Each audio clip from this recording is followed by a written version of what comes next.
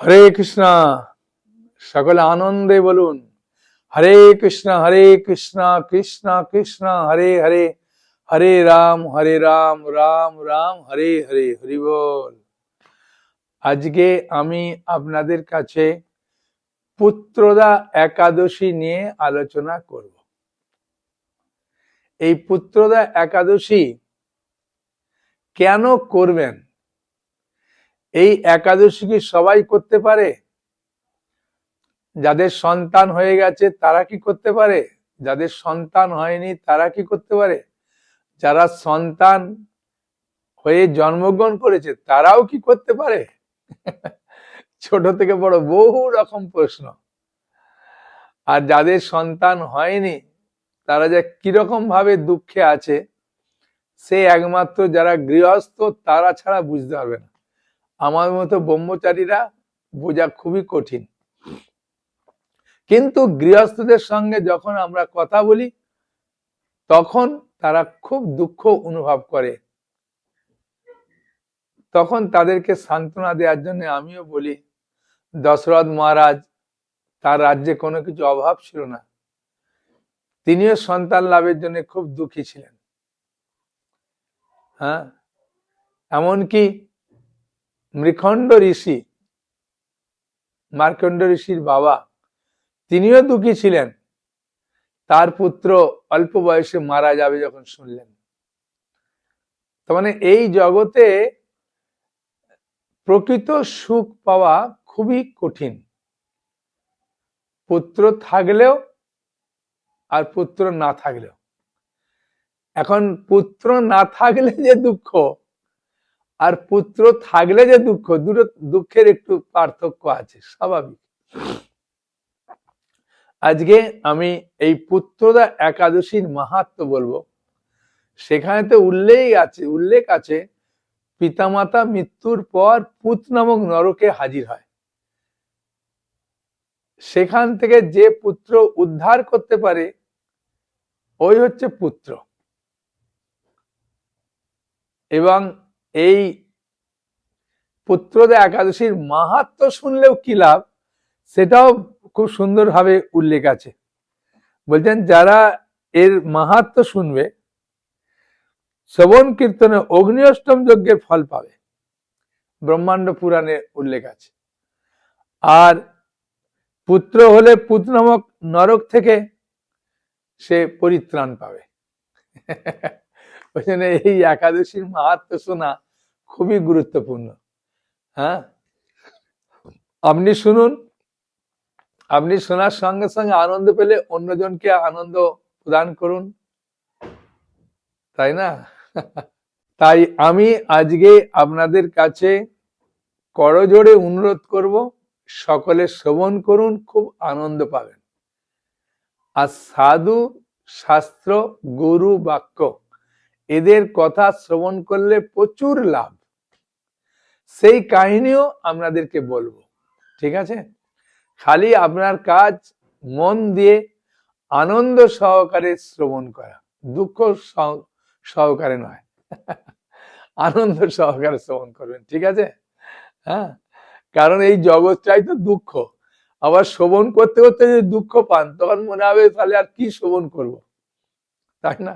অনেকে আছে খালি একাদশী কবে আর পারণটা কবে শোনার জন্য একদম ব্যতিব্যস্ত থাকে। ওই জন্য আমাকে অনেকে বলেছেন, প্রভু একাদশীটা কবে পারণটা কবে আগে বলে দেবেন, আমাদের ধৈর্য নাই পুরা ক্লাস শোনা।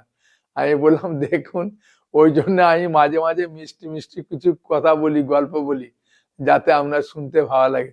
বলছে ওই জন্য শুনি, তবুও একটুখানি আগে বলে দিলে ভালো। আমি ঠিক আছে। পুত্রদা একাদশী করবেন 31শে ডিসেম্বর 2025 সালের একবারে শেষ দিন, ঠিক আছে? 31শে ডিসেম্বর করবেন আর পালন করবেন নতুন বৎসরে 1 জানুয়ারি। হ্যাঁ, পালনের টাইম হচ্ছে 6:18 থেকে 9:52 মধ্যে, 6:18 থেকে 9:52 মধ্যে। আর এই পুত্রদা একাদশী পালন করবেন হ্যাঁ, কে কি বললো সেই মতে না, যেটা বলছে সেই মতে পালন করুন। 31শে ডিসেম্বর বুধবার, হ্যাঁ, আর 15ই পৌষ, এই দিনে একাদশী পালন করবেন। আর পালন করবেন বৃহস্পতিবার, ঠিক আছে, 6:18 থেকে 9:52 মধ্যে। এখন এই পুত্রদা একাদশী পালন করে বহু ব্যক্তির সন্তান হয়েছে। আমাদের কাছে বহু রিপোর্ট আছে, যারা ভাগবত আমাদের কাছ থেকে নিয়েছেন, নিয়ে পড়েছেন, সন্তান হয়েছেন, তাদেরকে বলেছি যাদের যাদের হবে তারা তারা ফোন করবেন। জমিতে ধান ছড়ালে সব ধানে বীজ হয় না, কিন্তু বেশিরভাগ ধানের বীজ হয়। যেগুলো অন্যদিকে পড়ে সেগুলোর বীজ হওয়া একটু কঠিন আছে। কারণ কি, অনেকে বলেন প্রভু আমার স্বামী করতে চায় না, আমারও সময় নেই, আমি কোনো মতে একটু ভাগবতটা পড়ি আর এইভাবে করি। হ্যাঁ, আমি যে সন্তান লাভের জন্য তো একটু চেষ্টা করতে হবে। কত টাকা খরচা করছেন কত দিকে, একটু সময় দেন শুধু। হ্যাঁ, ভগবানের কাছে প্রার্থনা করুন, তাহলে সন্তান লাভ হবে। আর যে সকল সন্তান জন্মগ্রহণ করেছেন তাদের ভালো রাখার জন্য আপনিও একাদশী করুন, তাদেরকেও একাদশী করান। এবং যারা মনে করছেন আমাদের এখনো বিয়ে হয়নি, সন্তানের চিন্তাই করি না, তবু আমি বলবো সুসন্তান লাভের জন্য আগে থাকতে সঞ্চয় করে রাখুন কৃপাটা, অসুবিধে কি আছে? তাই না?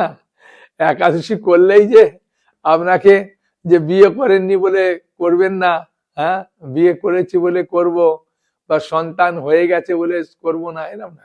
একাদশীর মাহাত্ম্যটা তো আমরা যেটা আছে ওর ফল তো পাবেন, ও ফল থেকে তো কেউ বঞ্চিত করবে না, তাই না? আপনি বলুন, আমি বলবো না, বলুন। একাদশীর যে মাহাত্ম্য, যে ফল, সেটা তো আপনি পাবেনই, ঠিক না? হ্যাঁ, সেই জন্য করুন, খুব ভালো লাগবে। হ্যাঁ, আর সাধু মহাত্মাদের কৃপা, আর আমি এই একাদশীতে যারা ভাগবত নেয় তাদেরকে আমি কিছু কিছু জিনিস গিফট করি। হ্যাঁ, যেমন সমস্ত তীর্থের জল, বৃন্দাবনের চরণ ধুলি, তারপরে তুলসী, তারপরে জগন্নাথের মহাপ্রসাদ নির্মাল্য। সকালে বলি পূজা করার আগে এক ফোঁটা সমস্ত তীর্থের জল, চরণ তুলসী আর জগন্নাথের নির্মাল্য একটা দানা খেয়ে ভগবানের কাছে প্রার্থনা করবেন। তারপরেতে ভাগবতমে উল্লেখ আছে, বুঝেছেন? শ্রীমদ ভাগবতম 4th স্কন্ধ 23 অধ্যায়ে পিতু মহারাজের ভগবত ধাম গমন, এই চ্যাপ্টারে, হ্যাঁ, দেখতে পাচ্ছেন 4th স্কন্ধ 2য় ভাগ 23 অধ্যায় 33 নম্বর শ্লোকে সেখানে ভাগবতমে বলছেন, কি বলছেন শুনুন। এখন আপনি বলবেন আমি ভাগবত না পড়ে যদি আমার সন্তান করতে পারি, অসুবিধে নেই, কিন্তু গর্ভধান সংস্কার ভাগবত পড়ে এইসব সন্তানগুলো যারা হয়, সেই সন্তানগুলো সুসন্তান হয়। বুঝেছেন? সেই জন্য আমি বলবো ভাগবত পড়ার মাধ্যমে, ভগবানের কাছে প্রার্থনা করার মাধ্যমে, হরিনাম করার মাধ্যমে যে সন্তানগুলো আসে ওই সন্তানগুলো ভালো হয়। বুঝেছেন? সেই জন্যে ভাগবত পড়ে ভগবানের কাছে প্রার্থনা করে তারপরে করুন। এখন আপনি হট করে প্রশ্ন করতে পারেন আমাকে যে প্রভু প্রহ্লাদ মহারাজ তো সব থেকে বড় শ্রেষ্ঠ ভক্ত, ভালো সন্তান পেল, তাহলে ওর বাবা কি এই ভাগবত পড়েছিল না হরিনাম করেছিল? হ্যাঁ, বলুন। এখন প্রহ্লাদ মহারাজের বাবা হিরণ্যকশিপুর ভক্ত ছিলেন না, ভগবানের প্রতি বিদ্বেষ ভাবাপন্ন ছিল, ঠিক আছে? কিন্তু প্রহ্লাদের যে মা কয়াদু, ও ভক্ত ছিলেন। যখন মন্দার পর্বতে তপস্যা করতে গেলেন হিরণ্যকশিপুর, তার নারদ মুনি একটা টিয়া পাখির রূপ ধারণ করে নারায়ণ নারায়ণ নাম উচ্চারণ করছিলেন। তোর ধ্যানটা ভেঙে গেল, আরে আমার শত্রুর নাম এখানে করছে। আর সেটা গিয়ে কয়াদুকে বলেছেন। কয়াদু তখন খুব বুদ্ধিমতী, হ্যাঁ, তিনি চিন্তা করলেন ভালো সন্তান পাওয়ার আমার একটা সহজ উপায় আছে। যখন হিরণ্যকশিপুর কয়াদুর সঙ্গ করছিলেন, তখন কয়াদুর শরীরের মধ্যে হিরণ্যকশিপুরের শক্তি যখন প্রবেশ করবেন, ঠিক তার পুরো মুহূর্তে কয়াদু জিজ্ঞাসা করছেন, প্রভু কি কারণে আপনি ফিরে এলেন? নারায়ণ নারায়ণ নারায়ণ মানে হিরণ্যকশিপুর নাম উচ্চারণ করছেন, হ্যাঁ, তার সঙ্গে কয়াদুও নাম উচ্চারণ করছেন, আর হিরণ্যকশিপুরের শক্তি কয়াদুর গর্ভে প্রবেশ করল, তাই প্রহ্লাদের জন্ম হলো। বুঝেছেন? তা শাস্ত্রের কথা জানতে গেলে তো আপনাকে ভাগবত পড়তে হবে। এইসব কাহিনী কোথায় পাবেন? ভাগবত পড়লে পাবেন। তাই ভাগবতমে কি উল্লেখ আছে দেখুন, যেটা আমি বলছিলাম, পিতু মহারাজের ভগবত ধাম গমন ৪র্থ স্কন্ধ ২৩ অধ্যায়। যখন বই নেবেন আমাদেরকে বলবেন, আমরা যে জিনিসগুলো আপনাকে টোটকাগুলো পাঠাই, ওগুলো কিভাবে সেবন করবেন, কিভাবে প্রার্থনা করবেন, কখন পড়বেন, তারপরে পড়ার পরে কি খাবেন, হ্যাঁ, এগুলো সব আমরা হোয়াটসঅ্যাপ নম্বরে বলে দেবো, ঠিক আছে? আপনার কাজ মন দিয়ে শ্রবণ করা আর বিশ্বাস সহকারে পালন করা, বুঝেছেন? বিশ্বাস সহকারে পালন করলে পাবেন। হ্যাঁ, দশরথ মহারাজ সাধুর কথা বিশ্বাস সহকারে পালন করে যজ্ঞ করেছিলেন, সেই যজ্ঞ থেকে পায়েস উৎপন্ন হলো, কৌশল্যা কৈকেয়ী সুমিত্রার সন্তান হলো। সেরকম কলিযুগের জন্য হরিনাম হচ্ছেন মুখ্য যজ্ঞ, হরিনাম করবেন। আর খাওয়ার সময় যখন সময় পাবেন হরিনাম করবেন।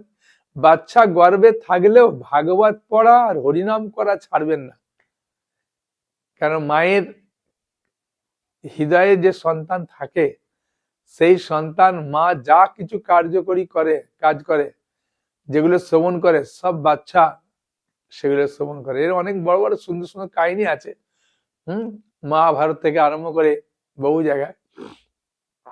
সময় কম, এখন ভাগবতটা শুনুন কি বলছে। ত্রিকিত্ত ইদমাকর্ণ নর নার্যত বাদৃতা অপ্রজসু প্রজোতম নির্ধন ধনবত্তম। এই শ্লোকের মানে, হ্যাঁ, ৪র্থ স্কন্ধ ২৩ অধ্যায় ৩৩ নম্বর শ্লোকের অনুবাদ। স্ত্রী পুরুষ নির্বিশেষে, মানে দুজনই, স্ত্রী পুরুষ দুজনই গভীর শ্রদ্ধা সহকারে পিতু মহারাজের এই কাহিনী শ্রবণ করলে পুত্রহীন বহু পুত্র লাভ করবেন এবং নির্ধন ব্যক্তি ধনী শ্রেষ্ঠ হবেন।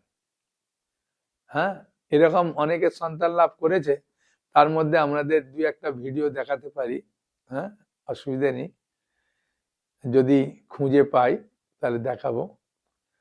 গোপাল বসেছে, গোপাল। হরে কৃষ্ণ করো, হ্যাঁ, হরে কৃষ্ণ করো, হাত তোলো, ২ হাত তোলো, হরে কৃষ্ণ ২ হাত তোলো, বলো বলো মা, বলো হরে কৃষ্ণ কৃষ্ণ কৃষ্ণ হরে হরে, হরে রাম রাম রাম হরে হরে। এই যে আমার কোলে আমার এই পুত্র সন্তান, এটা আমি কমলাপতি দাস প্রভুর ইউটিউবে ভিডিও দেখে আমি পুত্রদা একাদশী ব্রত পালন করেছি। একদম সব নিয়ম ঠিকঠাকভাবে পালন করে আমি ওনাদের কাছ থেকে এই ভাগবতম আমি কিনেছিলাম। এতে থাকা আমি পিতু মহারাজের কাহিনী পড়েছি এবং এই পুত্র সন্তান আমি ভগবানের কৃপায় লাভ করতে পেরেছি। তাই আমি চাই সবাই কমলাপতি দাস প্রভুর কথা শুনবেন, ইউটিউবে খুব ভালো লাগবে। সবাই একাদশী ব্রত করুন, দেখবেন জীবনটাই বদলে যাবে, সবকিছু খুব আনন্দময় হয়ে যাবে, খুব ভালো লাগবে। এই যে আমার ঘরে গোপাল, এই গোপালের আমরা সেবা করি। আর এই ভাগবত আপনারা কিনুন, পাঠ করুন, দেখবেন আমার মতো আপনারাও, আপনাদেরও মনের ইচ্ছা পূরণ হবে। এই শ্লোকের তাৎপর্যে শ্রীল প্রভুপাদ বলছেন যে এই পিতু মহারাজের জীবন চরিত্র শ্রবণ করার ফলে প্রচুর ধন সম্পদ এবং সুসন্তান লাভ করতে পারে। কেবলমাত্র পিতু মহারাজের কার্যকলাপ জীবনী বা ইতিহাস পাঠ করে তা হৃদয়ঙ্গম করতে হয় কমসে কম 3 বার। এই অধ্যায়ে শ্লোক সংখ্যা মাত্র 39টি, মানে 1 মাস 9 দিন পড়বেন, এরকম ভাবে পড়ে যাবেন। 1 নম্বর কথা কি জানেন, আপনি যখন পড়বেন না, সত্যি করে বলছি আপনি এত আনন্দ পাবেন, তখন মনে হবে জীবনে আমি অনেক টাকা খরচা করেছি, অনেক টাকা রোজগার করেছি, হ্যাঁ একটুখানি এটা করি, এর তো ভাগবত পড়ার একটা ফল পাবেন, পুত্রদা একাদশী করার একটা ফল পাবেন, আর উপরন্ত ফল আপনি সন্তান পাবেন। শুধু একটু শ্রদ্ধা বিশ্বাস সহকারে করা, আর কিছু না, বুঝেছেন? শুধু শ্লোকের অনুবাদ গুলো পড়বেন সকালে, যেগুলো আমরা পাঠাবো, হ্যাঁ সমস্ত তীর্থের জল, ধুলি, জগন্নাথের চাল, চরণ তুলসী একটু গালে দিয়ে 1 গ্লাস জল খেয়ে নেবেন ঠান্ডা, খেয়ে নিয়ে পড়বেন। পড়ার পরে অঙ্কুরিত ছোলা, আগের দিন ছোলা ভিজিয়ে দিয়ে করবেন, অঙ্কুরিত ছোলা 1 মুঠো করে খাবেন, তারপরে আধা ঘন্টা বাদে পেট ভরে যা কিছু করে খেয়ে দিয়ে যাবেন। হ্যাঁ, মনে হবে অনেক অসুবিধা হবে, এ হবে, কোনো অসুবিধা নাই। 2 দিন 3 দিন করবেন, 4 দিনের দিন মনে হবে আরে ভাই এটা খুব সহজ, আর এত আনন্দ পাবেন না। অনেকে বলেন প্রভু আমার স্বামী পড়তে পারে না, আমি পড়লে হবে? আপনি পড়বেন, শ্রদ্ধা সহকারে ভগবানের কাছে প্রার্থনা করবেন, হবে। এরকম বহু নজির আছে, কল্পনার বাইরে এত লোকের সন্তান হয়েছে। সবাই তো বলে না, যারা যারা এসে বলে শোনেন, হ্যাঁ সেই জন্যে কেন বলে না তাও বলছি। আমরা বলি সন্তান হলে আপনার সাধ্য মতো একটু গীতা দান করে যাবেন, যে গীতাগুলো আমরা বিভিন্ন গরিব জায়গায় দান করি, বিভিন্ন জনকে দিই, হ্যাঁ সুযোগ আছে। তা সেই ভয়তেও আসে না মনে হয় যে প্রভু এখনই গেলেই বোধহয় বলবে 5টা গীতা দান করো কি 10টা গীতা দান করো। সেই জন্য ওই গীতার মূল্য বেশি নয়, ভয় পায় অনেকে, অনেকে মনে থাকে না, সন্তান হলে আনন্দে ভুলিয়ে যায়। হ্যাঁ, একজন রাঁচি থেকে অনেক কষ্ট করে এসেছিলেন, এসে বলছেন বউ সন্তান হয়েছে, আপনাকে দেখাবার জন্য এসেছি। আমি বললাম বাবা। সেই জন্যে হ্যাঁ, আর চৈতন্য মহাপ্রভুর মানে কেন বলছি ভগবানের কাছে প্রার্থনা করতে, ভগবানের একটা বিশেষ আশীর্বাদ আছে। চৈতন্য চরিতামৃত আদি লীলা 14 অধ্যায়ে যখন মেয়েরা গঙ্গা স্নানে গিয়েছিলেন, বিভিন্ন ভাবে হ্যাঁ দেবতাদের জন্য পূজা করার জন্য নৈবেদ্য নিয়েছিলেন, হ্যাঁ আপনি চন্দন পরি পরেন ফুলমালা, নৈবেদ্য কারিয়া খান সন্দেশ চালকলা। মানে যারা নৈবেদ্য দিচ্ছিল মেয়েদের কাছ থেকে কেড়ে নিচ্ছিলেন, যারা দিচ্ছিল না তাদেরকে প্রভু কিছু কিছু কথা বলছেন, খুব শুনতে ভালো, একটু পড়ি শুনুন না। আদি লীলা 14 অধ্যায় 51, 52, 53, 54, 55 এই 5টা শ্লোক পড়বো, ঠিক আছে? ক্রোধে কন্যাগণ কয়ে শুনয়ে নিমাই, গ্রাম সম্বন্ধে হও তুমি আমার সবার ভাই। গ্রাম সম্বন্ধে তুমি আমাদের সবার ভাই হও, তুমি এরকম ভাবে কেড়ে কুড়ে নিও না, আর এরকম বলো না। হ্যাঁ, যে কি বলছে না, কন্যারে কহে আমা পুজো আমি দিব বর, গঙ্গা দুর্গা দাসী মোর মহেশ কিঙ্কর। হ্যাঁ, কিঙ্কর মানে দাস, তো মহেশ আমার দাস, দুর্গা গঙ্গা এরা আমার দাসী। তখন মেয়েরা বলছে সব বলো না, আবার মহাপ্রভু জোর করে কেড়ে নিচ্ছে। তখন মহাপ্রভু তাদেরকে কেমন আশীর্বাদ দিচ্ছেন, আমার সবাকার পক্ষে ইয়া করিতে না জুয়ায়, না লও দেবতা সহ্য না করো অন্যায়। প্রভু কয়ে তোমার সবাকে দিল এই বর, তোমার সবার ভর্তা হবে পরম সুন্দর। পরম সুন্দর স্বামী পাবে। স্বামী পেলে কি হবে? পণ্ডিত বিদগ্ধ যুবা ধনধান্যবান, 7 পুত্র হবে চির আয়ু মূর্তিমান। হ্যাঁ, চির আয়ু মতিমান। পণ্ডিত বিদগ্ধ যুবা ধনধান্যবান, 7 পুত্র হবে চির আয়ু মতিমান। তারা হবে পণ্ডিত, বিদগ্ধ, যুব, প্রচুর ধন সম্পত্তিশালী হবে। শুধু তাই নয়, তোমাদের সকলের 7টি করে পুত্র হবে, দীর্ঘ আয়ু সম্পন্ন, অত্যন্ত বুদ্ধিমান হবে। এখনকার মানুষ তো 7টা পুত্র নিতেই চায় না, স্বামী স্ত্রীতে কাজ করে একটা বাচ্চা। ঠিক আছে, একটা ভালো সন্তান হবে আজকে। হ্যাঁ, এই শ্লোকের তাৎপর্যে প্রভুপাদ খুব সুন্দরভাবে বলছেন যে নৈবেদ্য জোর করে কেয়া নেওয়ার পরিবর্তে চৈতন্যবাবু বালিকাদের আশীর্বাদ করতে চেয়েছিলেন। বুঝেছেন? মানে ভগবানের কাছে গেলে ভগবানের একটা আশীর্বাদ, বিরাট কৃপা। হ্যাঁ, সেই জন্য ভগবানের কাছে আমাদের সবসময় প্রার্থনা করা দরকার। হ্যাঁ, বুঝেছেন? ভাগবত পড়ার সময় প্রার্থনা করবেন, ভাগবত বন্ধ করার সময় পড়ে প্রার্থনা করবেন। মাত্র 3 মিনিট থেকে 5 মিনিট পড়ুন, বেশি নয়। একটা শ্লোক অনুবাদ তাৎপর্য পড়তে বেশিক্ষণ লাগে না। যদি ভালো লাগে তখন আপনি আমাদের কাছে একটা পাতা চিহ্ন আছে কাপড়ে, ওটা দিয়ে চিহ্ন দিয়ে দিলেন যে এটা পড়বো। সময় থাকলে একটু ভালো করে পড়ুন, সময় না থাকলে শুধু অনুবাদটা পড়ুন। মাত্র 20 সেকেন্ড সময় লাগবে, 1 মিনিটও নয়। ঠিক আছে, অনুবাদ পড়ুন। হ্যাঁ, দেখবেন খুব আনন্দ পাবেন। এখন পুত্রদা একাদশীর আমি মাহাত্ম্য বলবো, একটু শুনুন। কেন পুত্রদা একাদশী নাম হলো, এই নামের মাহাত্ম্য কি, কি কাহিনী, মন দিয়ে শুনুন, খুব ভালো লাগবে।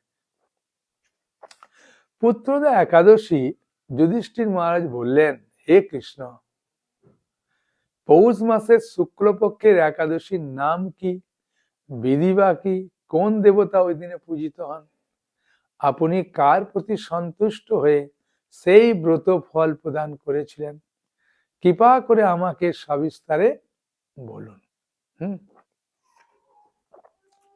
আমিও আপনাদেরকে সবিস্তারে বলবো, এটা পাঠ করার পরে শেষে বলবো যে সন্তান তো সবাই চায়, বিভিন্ন ধরনের সন্তান। আপনি কোন ধরনের সন্তান চাইবেন সেই কাহিনীটা বলবো, পদ্মপুরাণের উল্লেখ আছে, সেটি শোনাবো। আগে একাদশীর মাহাত্ম্যটা শুনুন, খুব ভালো লাগবে। শ্রীকৃষ্ণ বললেন, হে মহারাজ, এই একাদশী পুত্রদা নামে প্রসিদ্ধ। সর্ব পাপ বিনাশিনী ও কামদা এই একাদশীর অধিষ্ঠাত্রী দেবতা হলেন সিদ্ধিদাতা নারায়ণ। ত্রিলোকে এর মতো শ্রেষ্ঠ ব্রত নেই। এই ব্রতকারীকে নারায়ণ বিদ্বান যশস্বী করে তোলেন।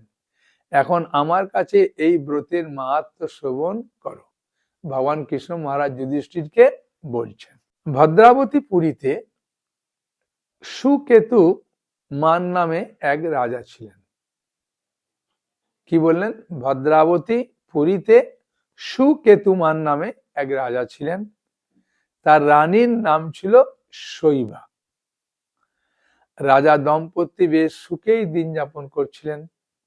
বংশ রক্ষার জন্য বহুদিন ধরে ধর্মকর্মে অনুষ্ঠান করেও পুত্র লাভ হলো না। 1-2 বছর বুঝতে পারে না, যাই 2 বছর পার হয়ে যায়, 3 বছর 4 বছর, যত মানে বছর বাড়ে তত দুঃখটাও বাড়ে। তখন রাজা দুশ্চিন্তার কাতর হয়ে পড়লেন। তাই সকল ঐশ্বর্যবান হয়েও পুত্রহীন রাজার মনে কোনো সুখ ছিল না।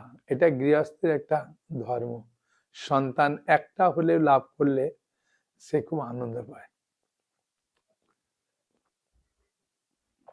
তিনি ভাবতেন, পুত্রহীনের জন্ম বৃথা ও গৃহ শূন্য। পিতৃদেব মনুষ্য লোকের কাছে যে ঋণ শাস্ত্রে উল্লেখ আছে তা পুত্র বিনা পরিশোধ হয় না। পুত্র বাঞ্জনের এই জগতে যশ লাভ এবং উত্তম গতি লাভ হয়। তাদের আয়ু, আরোগ্য, সম্পত্তি প্রভৃতি বিদ্যমান থাকে। নানা দুশ্চিন্তাগ্রস্ত রাজা আত্মহত্যা করবেন বলে স্থির করলেন। দেখেছেন, সন্তান না হলে কিরকম দুঃখ হয়, আত্মহত্যা করবেন বলে স্থির করেছেন। কিন্তু পরে বিচার করলেন আত্মহত্যা মহাপাপ, কিন্তু জানেন তো এখানেও বলছে আত্মহত্যা মহাপাপ। এর ফলে কেবল দেহের বিনাশ হবে, কিন্তু আমার পুত্রহীনতা তো দূর হবে না, শুধু এই দেহটার বিনাশ হয়, পরের জন্য আবার পুত্র হবে না, তাই না? তারপর একদিন রাজা নিবিড় বনে গমন করলেন। বনে ভ্রমণ করতে করতে দ্বিপ্রহর অতিক্রান্ত হলো। রাজা ক্ষুধা তৃষ্ণা অত্যন্ত কাতর হলেন। এদিক ওদিক জলাদির অনুসন্ধান করতে লাগলেন। তিনি চক্রবাঘ, রাজহংস, নানা রকম মাছে পরিপূর্ণ একটা মনোরম সরোবর দেখলেন। সরোবরের কাছে মুনিদের একটা আশ্রম দেখলেন। সাধুর কথা শুনলে লাভ আছে। তিনি সেখানে উপস্থিত হলেন। সরোবর তীরে মুনিগণ বেদপাঠ করছিলেন। মুনিবৃন্দের শ্রীচরণে দণ্ডবত প্রণাম করলেন। মুনিগণ রাজাকে বললেন, হে মহারাজ, আমরা আপনার প্রতি প্রসন্ন হয়েছি, আপনি কি প্রার্থনা বলুন। রাজা বললেন, আপনারা কে, কি জন্যই বা এখানে সমবেত হয়েছেন? মুনিগণ বললেন, হে মহারাজ, আমরা বিশ্বদেব নামে প্রসিদ্ধ এই সরোবরে স্নান করতে এসেছি। আজ থেকে 5 দিন পরেই মাঘ মাস আরম্ভ হবে। আজ পুত্রদা একাদশী তিথি, সেই এটা পৌষ মাসে পড়েছে। পুত্র দান করে বলেই এই একাদশীর নাম পুত্রদা। তাদের কথা শুনে রাজা বললেন, হে মুনিবৃন্দ, আমি অপুত্রক, তাই পুত্র কামনায় অধীর হয়ে পড়েছি। এখন আপনাদের দেখে আমার হৃদয়ে আশার সঞ্চার হয়েছে। হে দুর্ভাগা পুত্রহীনের প্রতি অনুগ্রহ করে একটি পুত্র প্রদান করুন। মুনিগণ বললেন, হে মহারাজ, আজ সেই পুত্রদা একাদশী তিথি, তাই এখনই আপনি এই ব্রত পালন করুন। ভগবান শ্রী কেশবের অনুগ্রহে অবশ্যই আপনার পুত্র লাভ হবে। মুনিদের কথা শোনার পর যথাবিধানে রাজা সকল ফুলমল আদি আহার করে সেই ব্রত অনুষ্ঠান করলেন। দ্বাদশী দিনে উপযুক্ত সময়ে সুস্বাদি সহ যোগে পালন করলেন। মুনিদের প্রণাম নিবেদন করে নিজ গৃহে ফিরে গেলেন। ব্রত পাবে রাজা যথাসময়ে একটি তেজস্বী পুত্র লাভ হলো। হরিবল। হে মহারাজ, এই ব্রত সকলেই পালন করা কর্তব্য। দেখলেন, এই ব্রত সকলেরই পালন করা কর্তব্য। মানব কল্যাণ কামনায় আপনার কাছে আমি এই ব্রত কথা বর্ণনা করলাম, মানে মানুষ জাতির কল্যাণের জন্য এই ব্রত কথা বর্ণনা করলেন। নিষ্ঠা সহকারে যারা এই পুত্রদা একাদশী ব্রত পালন করেন, দেখছেন, নিষ্ঠা সহকারে যারা এই পুত্রদা একাদশী ব্রত পালন করবে, তারা পুত নামক নরক থেকে পরিত্রাণ লাভ করবে। পুত নামক নরক থেকে পরিত্রাণ লাভ করবে, দেখেছেন? আর এই ব্রত কথা শ্রবণ কীর্তনে অগ্নিষ্টম যজ্ঞের ফল লাভ হবে। ব্রহ্মাণ্ড পুরাণে এই মাহাত্ম্য বর্ণনা করা হয়েছে। তা এখন আমি ওই 5 পুত্রের কাহিনীটা বললাম না, নাহলে ভুলে যাব। সেই জন্য বলে দিই, 5 পুত্রের যে কাহিনী, এটা বৈশাখ মাসের মাহাত্ম্য সম্বন্ধে পদ্মপুরাণে যেটা উল্লেখ আছে, আমি বহুবার বলেছি যদিও, তাও এবার বলছি, কারণ এই পুত্রদা একাদশী ক্ষেত্রে এটা খুব আনন্দদায়ক কাহিনী। এক ব্রাহ্মণ আর এক ব্রাহ্মণী, তারা গুয়াহাটির কাছে আসামে বশিষ্ঠ মুনির আশ্রমে বাস করতেন, কাছে। আর বশিষ্ঠ মুনির কাছে ওই ব্রাহ্মণী হরিকথা শুনতে যেতেন, ব্রাহ্মণ যেতেন না। আর ব্রাহ্মণের 12 বছর পুত্র হয়নি, 1 বছর 2 বছর না। আর সবাই বলে, আরে কার মুখ দেখলাম আজ, আজকের দিনটা তো ভালো যাবে না, ইস বলে করতেন। তখন ব্রাহ্মণের মনে খুব দুঃখ লাগলো। তাই তিনি চিন্তা করলেন, আমি এই দেহটা ত্যাগ করব না, তবে এই দেহটা নিয়ে এই নগরে বাস করব না, আমি জঙ্গলে চলে যাব। তখন তার স্ত্রীকে বললেন, হে ব্রাহ্মণী, আমি তোমাকে ছেড়ে আগামীকাল জঙ্গলে চলে যাব, সেখানে আমি থাকব, তুমি এখানে কোনো মতে সংসার চালিয়ে নিও। ব্রাহ্মণী খুব বুদ্ধিমতী, বুঝেছেন? কারণ মায়েরাই বাচ্চা না হলে যে কষ্ট পায়, স্বামীরা অত কষ্ট পায় না। ওই জন্য মায়েদেরই এগুলো করা দরকার। আমার থেকে আগের বছরে মায়েরা, জানি না লক্ষ্মী ভান্ডারের টাকা নিয়েছে বলে নাকি যত ভাগবত নিয়েছেন সব মায়েরা, বেশি প্রভুর সংখ্যা খুব কম। একজন মাতাজি তো বললেন, আমার স্বামীর থেকে টাকা বার করা খুব কঠিন, সে তো দেবেই না, উপরন্তু বকা দেয়। আমি বললাম, মায়েদের মুখের হাসিটা সব কাজ করে। হ্যাঁ, খুব হাসি মুখে আনন্দ সহকারে ওকে আগে খেতে দেবেন, খেতে দেওয়ার পরে হাফ যখন খাওয়া হয়ে যাবে তখন বলবেন যে দেখো, সংসারটা তো আমার নয়, তোমাকে নিয়েই তো সংসার, সেই জন্য আমি চিন্তা করছি একটা সন্তান হলে কত ভালো হয়। হ্যাঁ, সেই জন্য একটা বই নেব, পড়বো। আমার কাছে বেশি টাকা আছে, আমি অল্প একটু টাকা তোমার কাছে চাইছিলাম, যদি তুমি সাহায্য করো তাহলে খুব আনন্দ পাবো। তখন হাসি মুখে আদর করে খাইছে না, কারণ স্বামী বলছে ঠিক আছে, বিছানার তলায় টাকা আছে, তোমার যতটা লাগবে নিয়ে নেবে। বলছে, প্রভু বেঁচে গেলাম আপনার কথা শুনে। আমি স্বাভাবিক হাসি মুখে শ্রদ্ধা সহকারে কাউকে যখন বলবেন, কাজ হয়। তা ব্রাহ্মণী স্বামীকে বলছেন, ব্রাহ্মণকে, যে আগামীকাল যেতে হবে না, আগামী পরশু দিনে তুমি ছেড়ে জঙ্গলে চলে যাবে। তখন স্বামী তো খুব আনন্দ পেয়েছে যে আমার স্ত্রীতে রাজি হবে, আমি তো বুঝতে পারিনি। হ্যাঁ, আগামী পরশু যেতে বলেছে। আর পরের দিন আগামীকাল স্বামীকে নিয়ে গেছে গুয়াহাটির কাছে বশিষ্ঠ মুনি আশ্রমে। তা মণিকে প্রণাম করে বলছেন, ইনি আমার স্বামী, আমাদের 12 বছর সন্তান হয়নি, সেই জন্য আমার স্বামী ছেড়ে জঙ্গলে চলে যেতে চায়। তো মুনিবার আমাদেরকে আশীর্বাদ করুন যাতে আমাদের সন্তান হয়। হ্যাঁ, কি কারণে সন্তান হয়নি জানি না তো। হ্যাঁ, তা আপনি কৃপা করে আশীর্বাদ করুন। তখন বশিষ্ঠ মুনি বললেন, ঠিক আছে, কোন ধরনের সন্তান চান? তখন ব্রাহ্মণ বলছে, নাই মামার থেকে কানা মামাই ভালো, যে কোনো একটা সন্তান হলেই হলো। তখন বশিষ্ঠ মুনি বলছেন, এই জগতের মানুষ 5 ধরনের সন্তান লাভ করে, বুঝেছেন? শত্রুজাত সন্তান, কারো প্রতি আপনি শত্রুতা করেছেন, সে প্রতিশোধ নিতে পারছে না, হ্যাঁ, আর কোনো কারণে মারা গেল, ও পরের জীবনে আপনি যেখানে জন্মগ্রহণ করুন, আপনার সন্তান রূপে এসে আপনার প্রতিশোধ নেবে। যদিও বাস্তবে দেখা না গেলেও খবরে কাগজ আর নিউজ পেপারে দেখা যায়, ছেলে বাবার গলা কেটে দিয়েছে, খুন করে দিয়েছে। তাই শত্রুজাত সন্তান, ঋণজাত সন্তান, কারোর কাছ থেকে ঋণ নিয়েছেন, পরিশোধ করতে পারছেন না, সে যখন চায় তাকে খুব বকা দেন, তাহলে সেও চিন্তা করে, ভাই তোকে ধার দিয়ে যে কি অবস্থা হয়েছে। হ্যাঁ, বলে খুব চিন্তা করতে করতে মারা যায়। ও পরে সন্তান হয়ে ওর থেকে টাকা চুরি করে বিভিন্ন জায়গায় ঋণ টিন করে খুব কষ্ট দেয়, ঋণজাত সন্তান। আর 3 নম্বর হচ্ছে দুষ্কর্মজাত সন্তান। মনে করেন এই জন্মে আপনি কারো স্ত্রীকে নিয়ে পালিয়ে গেছেন, সে স্বামী দুর্বল, আপনাকে মারতেও পারছে না, কিছু করতে না, কিন্তু খুব তার মনে দুঃখ যে আমার স্ত্রীকে নিয়ে চলে গেল, খুব মানে দুঃখ করছে।